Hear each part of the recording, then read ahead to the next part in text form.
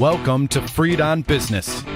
He grew up in South Florida, has been in business here since the early 90s, and has closed over $3 billion in deals. He's seen it all. He always has an opinion, and he's always ready to share it. Informed, entertaining, and connected, he has his finger on the pulse of South Florida's business community. He's Jim Freed, and this is Freed on Business. Hey everybody, welcome to another great edition of Freed on Business. It's our annual Silver Night show, so we're going to have one of the award-winning young people on who's going to absolutely make you feel terrific. We're also going to be joined by somebody from the Miami Herald who puts on the program. We'll introduce them when they come on.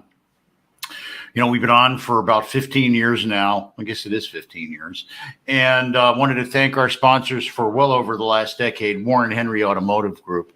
Thank you so much to Larry, Ismet, Eric, of course, Warren, Maytal, and Jack, the rest of the team, Geo over there. They always treat us like family. We love them. We love seeing them, Katie.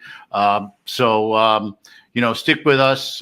Decade plus of Warren Henry, driving all their cars. All my friends and my whole family uses Warren Henry. You should too. And now here we are starting the show. I want to welcome our friends from the Silver Night Awards. We've got our Ray, Mr. Mendoza, you're slow on the trigger. Ray Duenas from the Miami Herald. Love your background, Ray. You must have done this StreamYard thing before. Not my first rodeo. I figured. And we've got Jordan on too. Jordan, it's not his first rodeo either. He's Mr. Social Media. Yeah. So let's start off with Ray. Ray, I want to thank you and the Miami Herald for putting this program on. Why don't you tell us your role and, you know, a little bit about the background on the program. And by the way, I have friends that are over 60 that have been Silver Night Award winners. So I know it's been around a little bit. It's been around for quite some time. The program started in 1959 when John S. Knight, the then publisher and president of the Miami Herald, wanted to make sure that we celebrate not just, for example, the best mathematician, the fastest runner, what have you. He really wanted to make sure that we celebrated the high school seniors in it at the time, Miami-Dade County, that were going above and beyond, that were really doing something in the community. So this was our 65th year. We've been around since 1959, as I mentioned. In the 80s, we incorporated Broward County to the program, and we've been doing the same thing since the program was founded. So in 15 different categories, for example, Jordan went in art, business, general scholarship, social sciences, you name it, we have it. And it's just really recognizing the kids, the high school seniors that have gone above and beyond, really done some incredible work, and not just in their school, not just locally, but some of these kids really have gone global. They've done programs and projects that have really affected the lives of people outside of their scope. And really done incredible things. I myself have been at the Miami Herald for 10 years now, and this is my 6th year overseeing the program. It's been a whirlwind from start to finish. It really works the same way that the academic calendar does. So in the beginning of the fall, we meet with all of the returning and new coordinators that work. They're essentially the liaison between the school and the students and the Miami Herald and the Silver Night Awards program. So all of the communication we do with the coordinators, they relay it over to the kids at school. Some of these coordinators work with the students from the moment that they step into the high school. As some of these projects really do start at home, they really start to make sure that they're making some either policy change affecting someone's life. So it doesn't necessarily start their senior year when they're going through the application process. It's a work of passion for a lot of these kids. I'm sure Jordan will touch on it once he speaks, but year round, the program starts in the fall. The applications are open up until the end of January normally. And at that point, we accept all the applications, confirm everything. And then in the spring, we invite leaders, community leaders and experts in the given subjects and categories. So they review the applications, a lot of applications. There's some categories that have north of 50 nominees in any given county, and they'll review the applications. And then on one specific day, they will interview all of the nominees, make sure that they have all the information that they need to make the best qualified decision for who's going to be recognized at the Silver Knight that year, and 3 honorable mentions in each category in each county. So in any given year, we recognize 30 Silver Knights and 90 honorable mentions. So 120 award recipients in 1 year, and it's $105,000 in scholarships. Not to each. Not to each. No, each winner gets each of the 30 winners gets a $2,000 scholarship, a medallion that they can wear at their commencement ceremony, their high school graduation, and a Silver Knight statue. And courtesy of American Airlines, they do get 25,000 American Advantage miles. We're waiting for their certificates from American for this year, but those will be awarded to all of the winners. And then the 90 honorable mentions each get a $500 scholarship and an honorable mention plaque. That's tremendous. Now, I want to go back to one of the things that you mentioned. You said there's sometimes as many as 50 in each category. I was sort of under the impression that each school would have somebody in each category, and then there'd be like a promotion up there. How do you pick the 50? Is there, I guess your coordinators are identifying and following the students early on, and maybe some fall by the wayside. How does all that work, Ray? So in any given school, any school can have a maximum number of 15 nominees, just because we only allow for 1 nominee per category per school. So there are schools that generally have 15, 14, 13 nominees per category. And there are some schools that only have the 1 nominee, just because they're the one student that really went above and beyond and met all of the qualifications that are needed. In any given year, there could be 20 qualified candidates in that school there, and it's tough because we only allow for 1 nominee per category per school. So let's say that there could be 6 or 3 or more than 1 qualified nominees in the science category, but because of the way that the program works, we can only allow for 1. So the coordinators really do work hand in hand with the nominees. These coordinators, they're teachers, they're vice principals, they're CAP counselors. They're the ones that really dedicate the time that's needed to make sure that the students, that the candidates, the nominees, have all of the resources and information that they need to make sure that they make for the best qualified nomination. So they work with the students sometimes year round, sometimes from the moment they walk into their freshman year, to make sure that they have all they need, that they are put in the right category that could work for them. Because a nominee, the project itself, the service project, doesn't necessarily have to tie into the category. The students' coursework should really tie into that category. There should be a really nice mesh and unison of the category and their work and their project. So it's up to the coordinator and sometimes a committee at the school, because I'm not sure about Columbus, where Jordan recently graduated from, but there's some schools that have mock interviews at the school before it's even time to submit the nomination, because it could be, like I mentioned, a number of students that are qualified and want to participate in the program, but there can only be so many nominees, right? So they'll present themselves to their school, to that nominating committee, to prove why they should be the nominee. And then ultimately they'll prove to our independent panel of judges to prove why they should be the Silver Knight in that category. Okay. Well, here's my subtle plug to all the smart kids that are watching about where they should go to college. Go Gators. That's where I'm going. Oh, Jordan, I love you already. So we're going to switch, Ray. You've done a great job. Jordan, why'd you pick Florida? So I had to start. Well, first of all, I wanted to stay in Florida, because out-of-state tuition pretty crazy. I've been looking at Florida for the past, since I was a sophomore, basically, because of their journalism program that they have there. I have a lot of friends that went through the J school. Lots of people. Yeah. I knew Dr. Lanzalotti, the guy they named the building for. Awesome. So yeah, that's what I'm going to be pursuing. I'm going to be pursuing media production, management, and technologies in that school. That's tremendous. Now, you did that for the Christopher Columbus High School media TV I did. Thing there, right? Tell me a little bit about that. So I joined that when I was a freshman. It's called CCNN Live. It's Christopher Columbus News Network. And it is the best broadcast program for high schools in the state of Florida, as well as who says so? Says FSPA. It's the Florida Scholastic Press Association. So we just went in April and we won the state championship there. And then we compete in a national competition called STN, which is the Student Television Network. And there we also placed in a bunch of categories. We won first place. I won first place in my category, which was called a Nat Package. And then we won the big one called the Crazy 8 competition.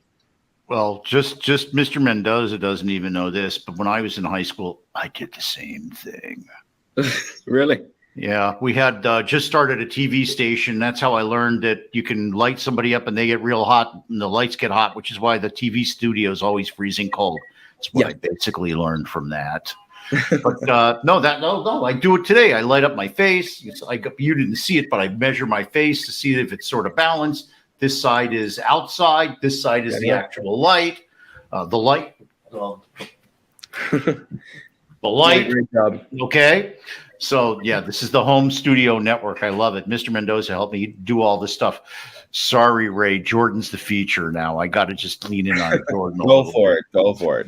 So, right. Jordan, what's the best interview you ever did? The best interview I ever did? Yeah. Let me think. There was this time that the Columbus basketball team, which has like all the Boozer brothers, stuff like that, they played the Donda team, which was Kanye West's team at the time. And I was at that game and there was DJ Khaled on the sidelines and everybody was going crazy. Everybody was like, oh my God. And they were trying to figure out if anybody else was going to show up. And that was probably one of the coolest interviews I've ever done. So you interviewed DJ Khaled? Yeah, I did. What was the one thing that you remember that he said when you interviewed him? What was the big point that you remember from the interview? Well, he was trying to say things, this and that, saying how excited he was at being the game. But one thing we did tell him to say, and was really funny in my opinion, was for CCN Live, I'm DJ Khaled. And we never really do that. Yeah, we played that at the end of our show. So to show everybody that we interviewed him. It was pretty cool. That's tremendous. I guess I should ask for endorsements in the green room after the show, Mr. Mendoza. I remember we've never really done that before. Maybe we'll ask Jordan for one later. So Jordan, tell me a little bit about your high school experience and how being involved with the Silver Knights helped you get better prepared for college and then life. Yeah, of course. So my freshman year, I got involved in the CCN Live. I got to learn about cameras. I learned about videography and photography, and that's my true passion in life. So I started my services my junior year. It's the Photos by Jordan P. Is that what I do is, number one, it's my business. I have clients and I'm able to create content for their social media and stuff like that. But I also go and reach out to charities and nonprofits, and for no cost at all, I'll go to their events. I'll go to what they're doing, and I'm able to capture the memories that they do there. You're tremendous. You're absolutely tremendous. Yeah. So I reached out to the Silver Knight Committee that's at Columbus, which is run by Sylvie Galvez Cuesta, and she loved my work. She was really excited, but there was already somebody in the media category, one of my good friends, Alexis, and that got honorable mention. He's amazing.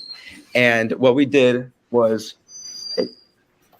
what we did there was, she wanted to put me in the art category because photography is an art, of course. And I was like, ooh, okay, this is going to be pretty tough. I wanted to try to do media, but art fit me really well.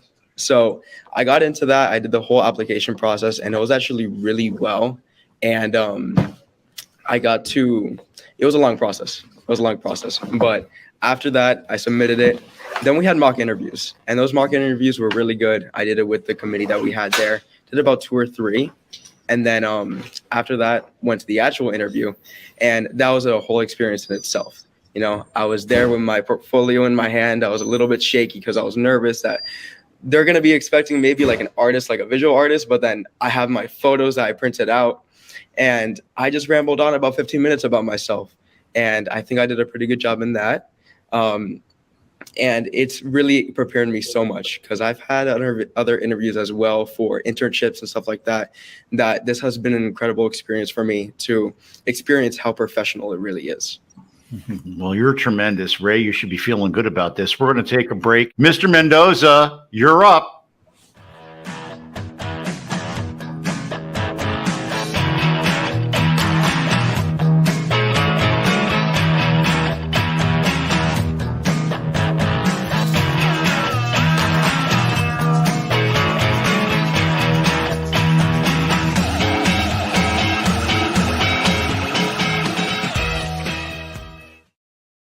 That's a new one. Fontainebleau Park and Blue Lagoon. High five to you, Mr. Mendoza, picking all those neighborhoods that we do business with. And did you see how the plane flew by our old studio there? High five to Mr. Mendoza. I want to thank our friends for many, many years. Our friends Larry, Warren, Eric, the whole team over at Warren Henry Automotive. I was going through some old paperwork and I saw that we've been having our relationship with them for well over a decade here on the show, and we can't thank them enough. Without our friends at Warren Henry, well, I wouldn't be able to pay Mr. Mendoza. How about that, Mr. Mendoza? But they treat us like family. It's a wonderful group to be affiliated with, and I'm so proud to be one of their brand ambassadors. And remember, whenever you're looking to buy or lease a car, you want to get every advantage that you can. That's why you have to check out Warren Henry. Land Rover, Range Rover, Infiniti, and Jaguar up at 151st and Biscayne. They've also, of course, got Lincoln up there. In Gainesville, they sell Audi cars. That's where Jordan's going to go when he gets his new Audi. He's going to go up to the Audi store in Gainesville. They've got a new store in South Dade that sells Land Rover and Range Rover. And of course, they've got the store in Key West that sells all their great nameplates. Well, like I said, they're all great cars. They all come with a Warren Henry Advantage. That's a long list of services you get. I kind of go through them at this point. It includes having a service loaner if you have to turn in your car and leave your car. They will guarantee you get the best price on your used car. They'll guarantee on the car you're turning in, they'll guarantee you're getting the best price on your new car, your lease, or your purchase. They'll give you 3 days to make sure you love your car. You can turn it back if you don't. Nobody ever does that because they love these great cars. They've got all kinds of great benefits. If you lose your keys, they'll replace your keys. Those are really expensive. They'll polish up your rims if you park your car and scrape your car. Just did that today. I'll be going up to get that polish up real soon. And of course, they will, like I said, guarantee the price on both ends. They'll make sure you get a great deal. They'll make sure you love your car. And you need to join me, my beautiful wife, Vivian, my mom, lots of my clients and friends. We're all members of the Warren Henry family. You should be too. Always the best price, always the best service, always Warren Henry.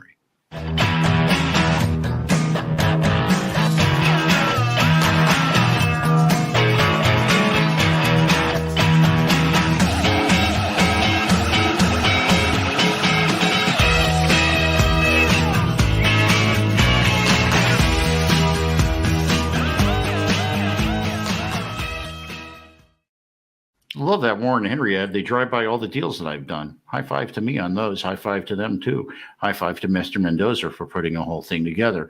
Hey, reach out to me. DM me. I'm Jim Freed. I'm the founder of Sandstone Realty Advisors. We're doing all kinds of great work in both the residential and commercial end. On the residential end, I'm helping a number of my friends help their parents cash out of their homes on a reverse mortgage. It helps them get cash flow freed up so that they can live and supplement their fixed incomes. I'm also helping a number of the folks I know in commercial real estate that are a little bit cash poor right now as the market recycles. A lot of them have those great mortgages that I helped them get under 3% while rates were still low. Now that rates are up a little higher, we're helping them get HELOCs. So if I can help you pull some money out of your house, give me a call if I can help you with that. If you need a residential loan, I can help you with that. On the commercial side, we're doing all kinds of great high leverage financing is still available in certain aspects for commercial. We're financing spec construction for industrial. We're putting together permanent financing for some apartments, also some construction for apartments. Actually, condos are actually becoming in favor of financing as well. Reach out to me, DM me. I'm going to the market today on a hospitality condo co-branded deal here in South Florida. I put together all kinds of international real estate firms with local real estate firms and developers, institutions, family offices. I work with them all. They all call me to see what I can do to help them deploy their capital or help them put together the capital for their business. Reach out to me, DM me. You know that my personal brand is that I self-actualize by helping other people achieve their dreams and goals. And remember, I do that by helping them get peace of mind by solving their problems. That's right. Whenever you call me, it's always all about you. Welcome back to Freed on Business. Connect with us on LinkedIn, YouTube, Facebook, and Twitter at Jim Freed or at Freed on Business, and on Instagram at Jim Freed1. Now, back to your host, Jim Freed. Got a tremendous panel today. I want to thank Lisa Paley for helping us arrange this. I'm going to hope that there become regular guests to talk about international business on the show. We've got Ariel Armani. He leads the University of Pittsburgh's Global Engagement and Strategy as the Vice Chancellor for Global Affairs. I guess you're airmailing it in from Pittsburgh today. And then we've got Alejandro Portes. He's up at Princeton today. You know, I was going to go to Princeton, but I ended up going to the University of Florida instead. Studied real estate. Glad I did. But I want to go back to something that happened right when we went into the break. Mr. Mendoza on the out showed us a picture of the Freedom Tower. I think that's very appropriate for today because this is a city and a country built on immigrants. I don't want to get into the micro discussion about the different political ways that they're using immigrants to break up our country, but I do want to talk about the influence that the immigrants have had on helping to make Miami an international city. I think Alejandro was saying how all of the business people that Dr. Ryler was bringing up here from Latin America, one of the pitches was you can come here, live here, be free here, have everything be safe, but still speak in your native language. What a unique thing that was in the late 80s when it all started. It was it was not in the late 80s, actually. It started in the 70s when these bankers were starting to gain positions at the little banks in Miami like Pan American, Ocean, and others, and they started going to Latin America and so. But what they did, aside from persuading people in Latin America to bring their business here, their money, is that they converted the business center in Miami into truly cosmopolitan. It was bilingual. That is, in Miami, you can speak English and Spanish indistinctly anywhere, including Brickell. There are bankers coming from everywhere. So that becomes the first step of a city that was just a winter resort into becoming increasingly cosmopolitan in the area of business, and that was very important. Aside from putting their money into the banks, gradually, wealthy people in Latin America began to see Miami as a place to not only to save their money, but to have another place to be, to have a condominium, a luxury condominium, and so on. And they started buying things. So the incredible skyline that you see in Miami and Miami Beach of condominium towers, those were not for sale to the locals. There was not enough market in Miami itself to sell those buildings. Those were for sale the world over, and primarily in the hemisphere, which was Miami's center throughout the countries in Latin America and so on. And more recently, of course, Russians and others have come to build to buy condominiums in Sunny Isles. But that is that international projection. That is the second leg of the Miami economy as an emerging global. One is banking and finance, and the other is real estate and construction, and the third, of course, is tourism. Well, you forget agriculture too, but we have within the context of real estate and development, that's my game. And I have friends at ISG that have gone all over the world to sell condos. Edgardo Di Fortuna has been on the show, who sells, all Latin American, all around the world. We've had relationships with the Cervera folks also. So there's a handful of very key people that have helped to internationalize Miami. But I want to talk a little bit about the evolution, because we're talking about condos, but in reality, it started with just really infrastructure-based exports like trucks and cars and bulldozers. And then now it's evolved to then it became intellectual property and services, and now it's fintech even. Ariel, can you talk a little bit about the evolution of our economy and how that helped to attract people the way it's also attracting people in places like Singapore and Dubai, which you kind of favorably compare Miami to in your book? Yeah, absolutely. And so let's start, with your comment on exports. So one of the very, very important aspects of the evolution of Miami was the development of infrastructure to transform the city as a hub for trade. So that developing the port of Miami as a port with all the facilities to facilitate international trade was absolutely crucial. The other element was the development of the airport of Miami. You want millions of people going through your city, of course, to have the city as destination, but also to transform that as a hub. Today, if two business people from Latin America or in different countries want to hold a meeting, it is very likely that they will choose Miami and not one of their countries or a third country in Latin America. It's easier to fly to Miami. It's very likely that there will be a non-stop flight. So this transformation in infrastructure was absolutely crucial. The other element that I wanted to highlight, you talked about that you're in fintech. Fintech has become extremely important, and it is only going to continue growing in terms of the potential that we have, in the city. The other thing that I wanted to mention, which is an intangible, but it's very important, and I like very much when you were talking about your business, that you say we help you reach your dreams and goals. That's a perfect summary for what Miami is. That it's a city of aspirations, and we should not forget about that. We talk a lot in our book about brands. The branding of cities in the world today is absolutely crucial. Later, we can talk more about some recent developments. A big one is Messi and the Inter Miami. But we need to consider that in addition to the infrastructure that is being built in terms of trade, transportation, in addition to the services, we have the very important element of building a brand. And in that sense, the evolution of Miami in terms of its brand has been fascinating. You mentioned Messi, and I know you're Argentinian, so I give you a pass on that. But the real interesting subplot there is that when you talk about infrastructure and Miami exporting infrastructure and capabilities to Latin America, one of the names that comes to mind is the Cuban immigrant and head of the Cuban National Foundation, the original Jorge Mas Canosa.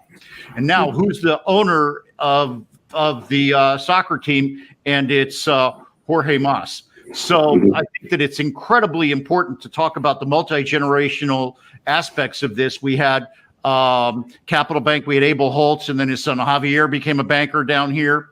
And it goes on and on and on, and it's only getting more and more ingrained. And I also want to point out that in New York, I'll just talk about it like in its passé for a moment. In its heyday, it was a place where all the immigrants came together. They had a safe place. They'd have their enclaves, and then from that they would expand and do great things together. That's what we see every day here in Miami. And I grew up here when it was the white shoes guys from New York and Chicago coming for vacation, which that everybody says, oh my gosh, what's going on now with the growth of the tech companies in Miami? This is a pipeline that's always existed. It just got overwhelmed by the Latin American immigration. Now they're all coming together along with the Russians, the Western Europeans. They're all here. Ariel, I wanted to thank you. I wanted to thank Alejandro, but he left. So please thank Alejandro when you leave. I want to give you another chance to plug the book. We've only got a couple minutes left. So talk about the book and where people can get it. So again, the book is Emerging Global Cities. It is published by Columbia University Press.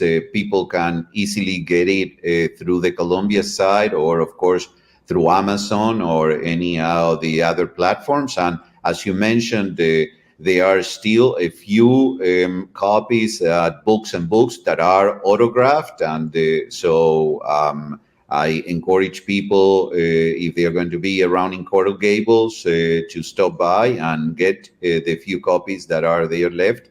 The book is selling very well, not only in the United States, but around the world. It's fascinating that because of my job, I literally go around the world everywhere, and I always, in the last couple of months, I'm finding time to present the book, and the reception is just extraordinary because going back to what we were discussing earlier, aspiration. Everybody wants to be a great city, and Miami is a big model like Dubai and Singapore. And so around the world, cities want to be like these three cities. And so people are really, really interested in this topic. So the book is a good read. It's a very interesting read. Well, I know that just like your other Argentinian compatriots, you can't wait till the end of July when your favorite son starts playing down here. When you come down for one of those games, let's get together and go. I also want to, I'm going to reach out through Lisa to you and to Alejandro. I'd love to have a follow-up after the summer when some of the things shake out, and we can talk about what's been happening and create some great content that we can get to some of the thought leaders and people that shape not only the city, but its policies. I want to thank Lisa Paley for bringing Ariel and Alejandro to our show. I want to thank them for participating. I want to thank our sponsors, Warren Henry Automotive and the University of Florida Center for Real Estate Studies. I'm going to ask Ariel to stay on through the close so we can talk for a second in the green room. I want to thank Mr. Reagan Mendoza for always making me look good. I want to thank our sponsors for well over a decade. Like I said, the Warren Henry Automotive. I'll be here. We drop a new podcast every Wednesday at noon. We try to focus on things that are interesting to you and to our to me. So email me if you got something you want to hear. I want to remind everybody my personal brand is that I self-actualize by helping other people achieve their dreams and goals. I do that by helping them solve problems and bringing them peace of mind and hopefully helping them have a more sustainable city. I want to remind everybody that the person that wants to do something finds a way. The other finds an excuse. Now go out there and make it happen. God bless you. God bless the United States of America. Again, thank you to Ariel and Lisa Paley and Alejandro for today's tremendous show that I'm going to make sure everybody gets directly. I'm going to send it to all of them. Mr. Mendoza, it's time for your magic one more time.